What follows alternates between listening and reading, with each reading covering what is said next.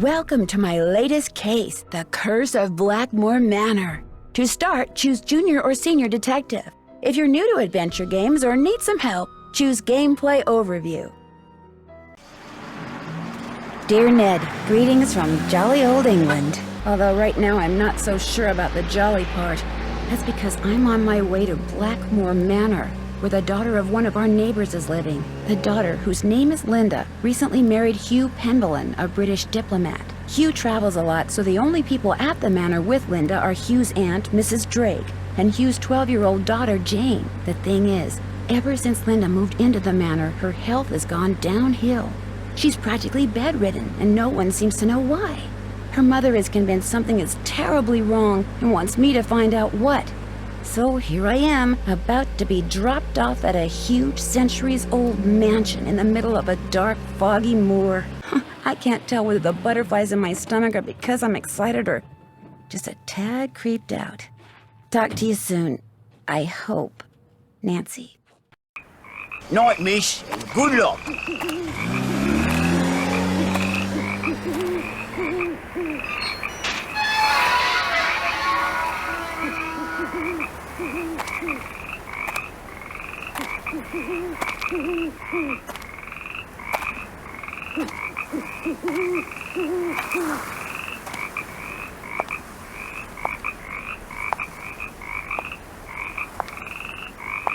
Nancy. Who's there? Hello?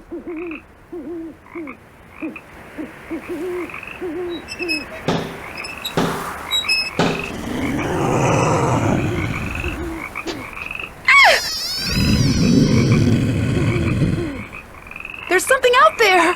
Where, child? Over there! I mean, something was out there. Come in.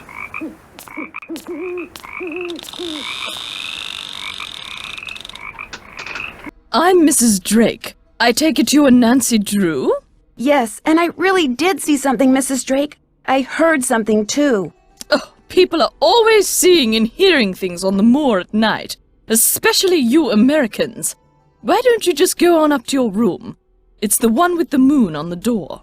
I'd like to see Linda, if I could. I'm afraid Linda is, not quite ready to meet with you just now.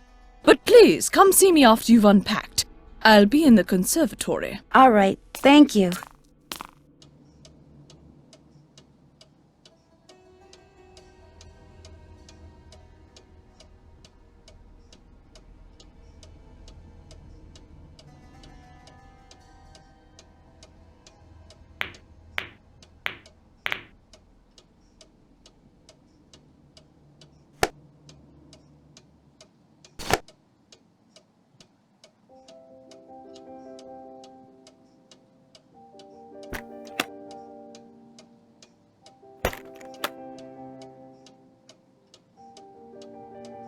Wonder what goes there.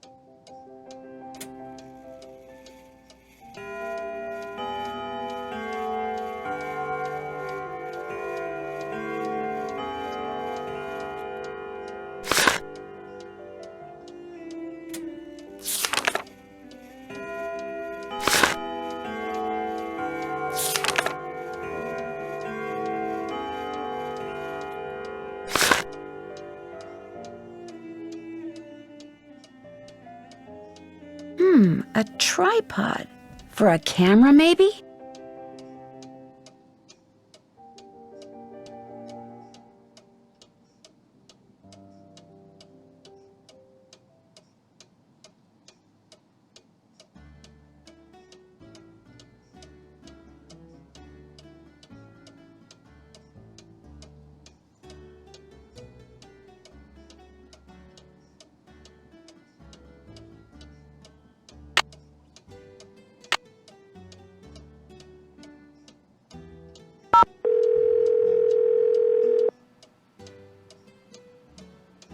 Hello? Hi, Ned. Hey, Nancy.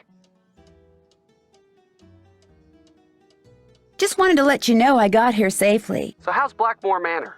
A little on the spooky side. And what has Detective Drew discovered so far? Just calling to say hi. I'll talk to you soon. I'll be waiting.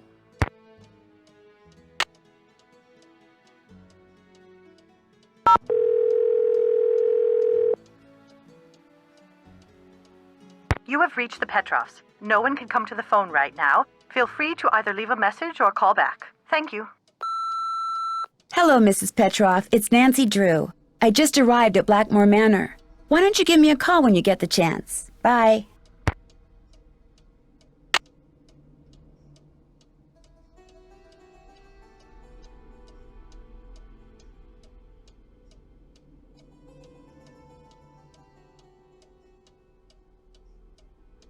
John Penvillin.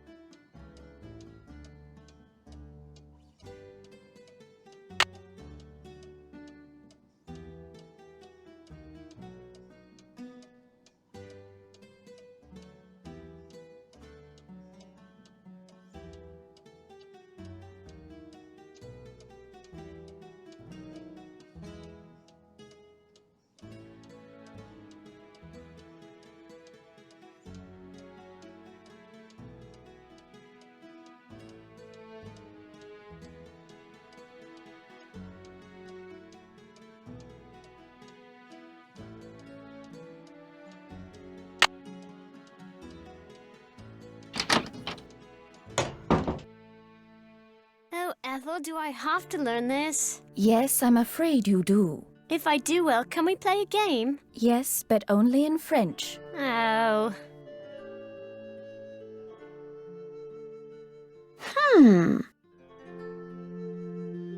Oh, forget it.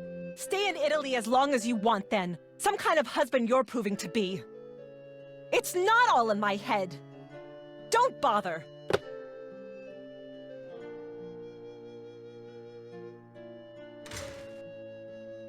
This must be Mrs. Drake's room.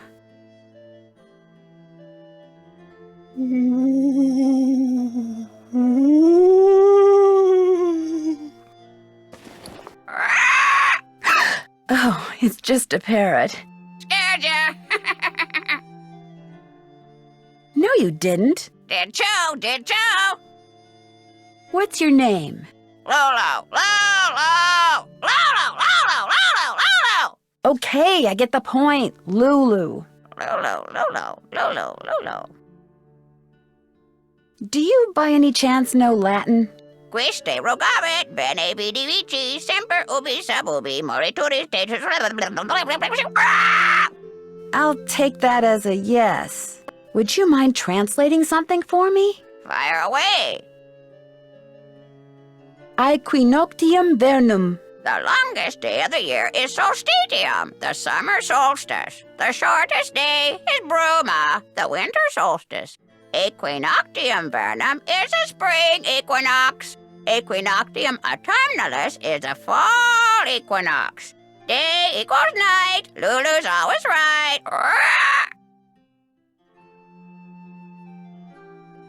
Bye, bird.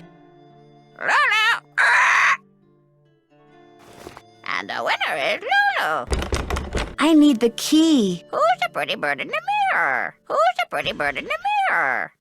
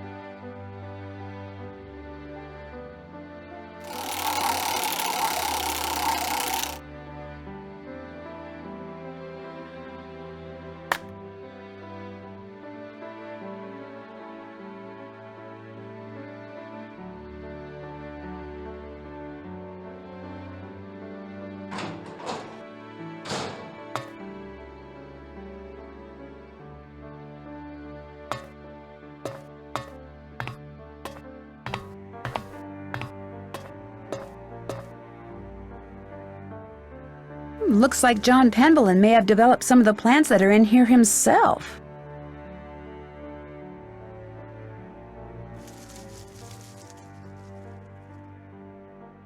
This must be some kind of well, but where's the water?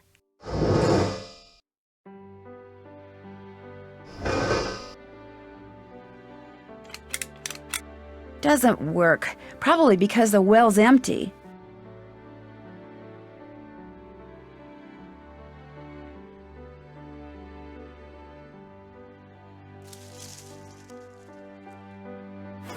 A carnivorous plant. Cool.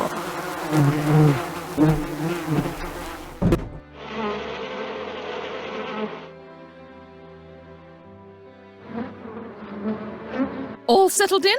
Good. I'm happy that you're visiting Linda, but I know how much you teenagers like your televisions and loud stereos, so I must insist that you act respectfully and civilly while you stay with us.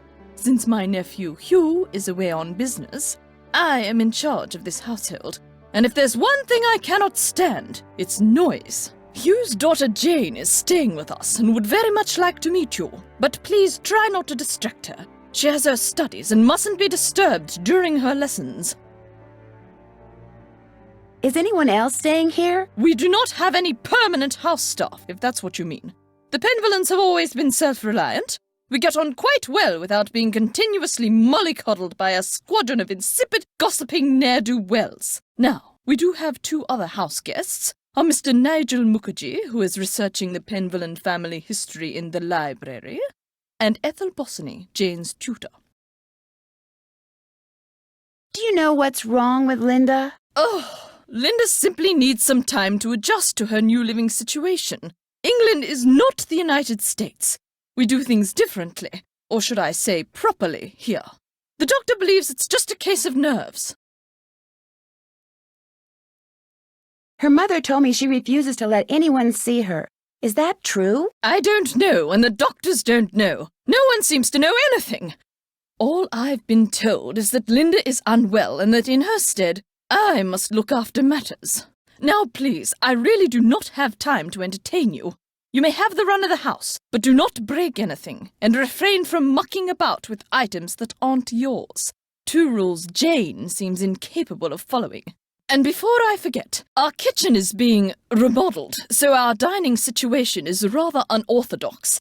I've made arrangements with a local restaurant to deliver meals to us.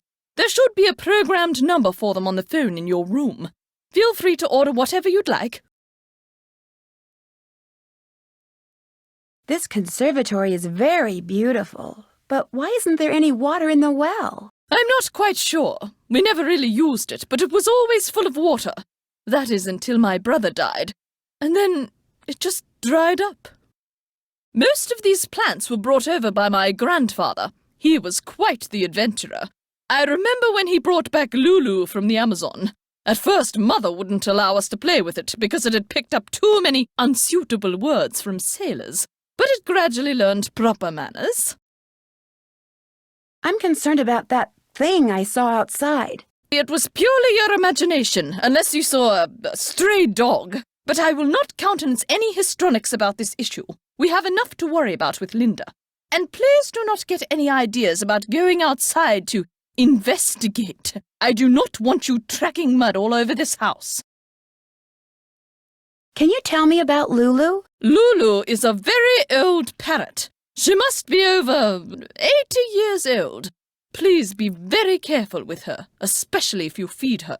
Parrots have quite delicate constitutions, you know. Goodbye. Good evening. Messing with her plants is probably not a good idea.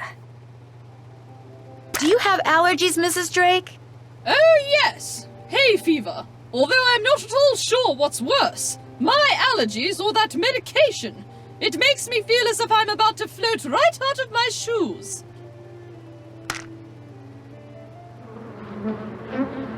Who's hungry? Who's ready for some nummies? Did you say something, Mrs. Drake? Not to you, dear.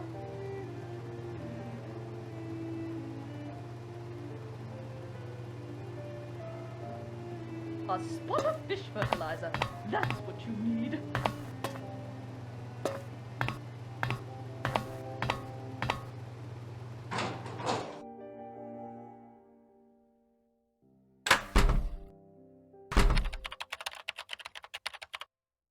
Ah, yes. Are you here from the agency? It's about time. No, I'm Nancy Drew, a friend of Linda's. How do you do? I'm Nigel Mukherjee. I'm researching the Penvillen family, and Mrs. Drake has graciously opened the library for me. Nothing much has been written about the Penvillens. Until now. Sounds intriguing. It might have something to do with their scandalous history. Or perhaps it has something to do with the family treasure. Is that what you're going to write about? I'm quite curious about their progenitor, Randolph the Red. He was a brilliant soldier in the 15th century. As a reward for his exemplary military service, he was given the land that surrounds this castle as well as the castle itself. Some say the source of his military strength was a strange stone. Of course, that's all legend, but it makes you wonder, doesn't it?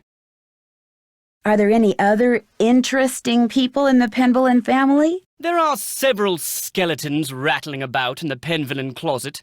Take, for example, Eleanor Penvillen, tried and convicted of witchcraft in 1650, quite the height of the witch trials here in Essex. It was rumoured that Cromwell arranged the conviction. Cromwell? Oliver Cromwell? Ironsides? I suppose they don't teach history any longer in the US. Lady Penvillen was a rather vocal critic of Cromwell's policies and helped many of his enemies flee the country. Whether she actually was a practitioner of witchcraft is unknown, although many visitors to the manor during her tenure reported hearing strange, ghostly bells. Some even saw phantom hands floating about the manor, tolling their charmed chimes. You mentioned some kind of scandal with the Penvillen family? Well, having a family member burned as a witch can hardly be considered a mark of pride, I dare say. And then there's the whole business with the Blackmoor beast. Blackmoor beast? It's a story that's been told for generations out here. During the 1600s, many of the villagers reported seeing a strange beast with red eyes and giant fangs prowling the moors. They asked the mistress of Blackmoor Manor, Eleanor Penvillen, to put a bounty on the beast's head. But, oddly enough, she not only refused, she forbade anyone from hunting the creature. It was rumored that the beast was Eleanor's husband, whom she had cursed for finding out too much about the Penvillen secret. When I was walking up to the house, I saw something with red eyes that called out to me. Really? How extraordinary. Are you sure it wasn't just jet lag? Positive, and I heard it make this kind of growling sound. Perhaps it was the cursed husband of Eleanor Penvillen, prowling about the moors in search of lost Yanks. Very funny. Tell me about the Penvillen family treasure. For centuries, the Penvillens have been very secretive. Some believe they're protectors of a fabulous treasure, or of some dark secret. Who are all those paintings of in the Great Hall? Those are the Penvillens who owned Blackmoor Manor at one time or another. I'll let you get back to your work. Valet! Fascinating piece, isn't it? James Penvillen sculpted it in 1591, although it appears that wand was added at a later date. He was quite a flamboyant figure and never married, but one day a child appeared quite mysteriously in the castle, and he took her in as his own. That was Eleanor, and many of the townfolk believed her to be a changeling or fairy baby.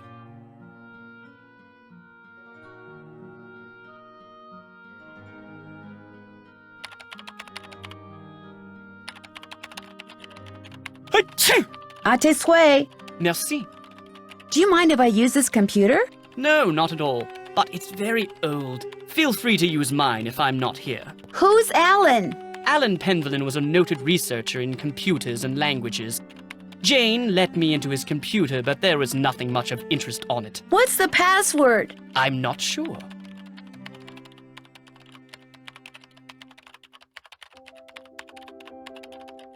Achoo! Gesundheit. Donka. Those are mainly Penelope Penvillen's collections of French novels. She was a patron to a raft of artists, and her salon was quite popular. She was quite the libertine, even kept her maiden name after her marriage.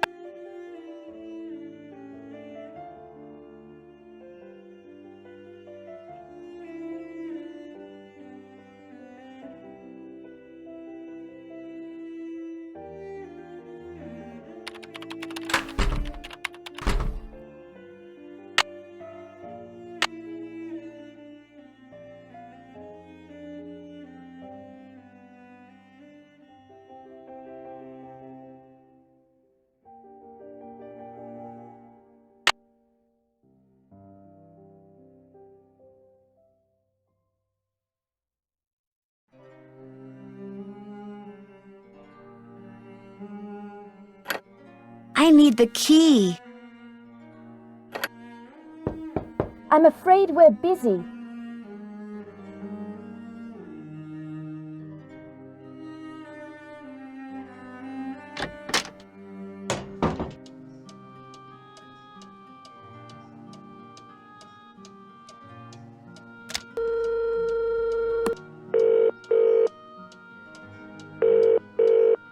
I'm sorry, I cannot take your call right now. Either leave me a message at the embassy or call me back later. Thank you.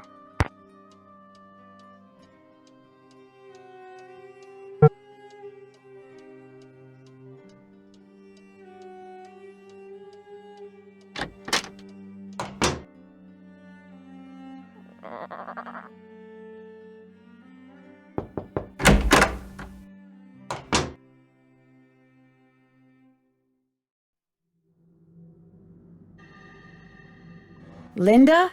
Hi, it's me, Nancy Drew. Nancy Drew, our friendly neighborhood detective. Well, welcome to Blackmoor Manor. I apologize for greeting you under such unusual circumstances. And I'm sorry to have to bother someone in your condition. My condition? What's my mother told you? What her son-in-law keeps telling me? That it's all in my head? That I'm just an unhappy new bride? That I just need time to adjust? I'm tired all the time, my mouth is dry, my vision is blurry. But that's not important. Here's what's important, Nancy. There are some doors that should never be opened. There are some doors that hold secrets which must never be known. That's everything you need to know. Now if... Mummy, can I come in? No, you're supposed to be in your lessons. Lessons are over. I want to meet Nancy. I said no, Jane.